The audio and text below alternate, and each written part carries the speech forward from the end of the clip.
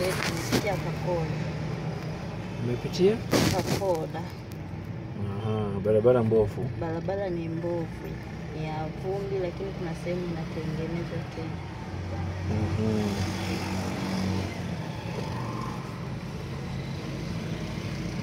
Ukifanya mahesabu mafupi,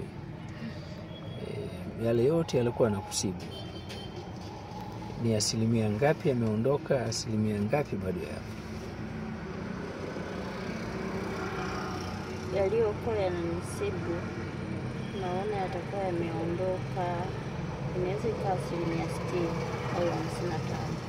Yaliyobakia ni kidogo. 50 au 45.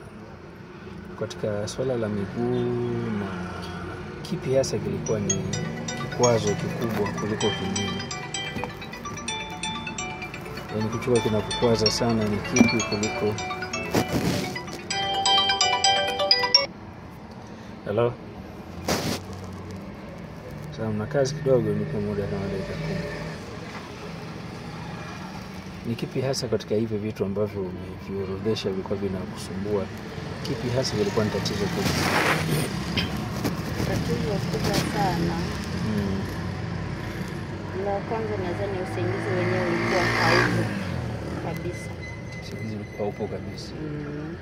Yaani utalala lakini kusinzia ni changamoto. Miguu na yenyewe inasumbua.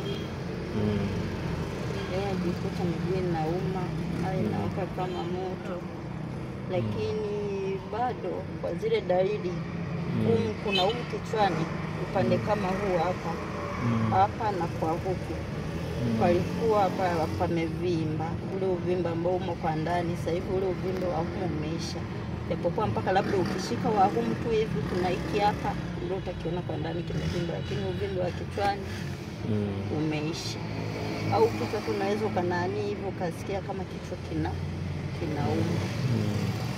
Ila ambavyo hali iliyokuwa imefikia kwenye kuanza kutumia dawa, nakumbuka hiyo siku mwili yote ulikuwa unaniuma, hata ukinishika tu hivi mkono nitakwambia unaniumiza.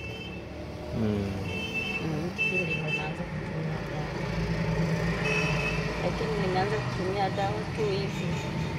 Katumia kama wiki 2. Macho ndo yakaanza kuonekana kama yani kama ukungu fulani. Ile hali nikaenda nayo baadaye ikaisha, lakini baadaye uko na vitu macho yakawa kama mekundu kwa ndani. Baadaye ile hali naona inaenda inaisha. Ila nilipotumia kama wiki 2, wiki ya 3 meno yote kichwa kizima kiliuma. Kama dawa hivi. Sasa kinywa chote kilikuwa kinauma hivyo basi. Okay. Sasa mimi nimekusikia na imekuwa vizuri tumeonana. Ziara yangu hii naonana na wagonjwa inasaidia kidogo kuona. Mimi nikushauri mambo mawili. Majibu mazuri, lakini nikushauri mambo mawili. Sasa sijui mazingira kama atakuruhusu. Nitaka unywe dawa ya maji muda wa miezi 3. Alafu ufanye full check up. Ukishamaliza ukae mwaka mmoja.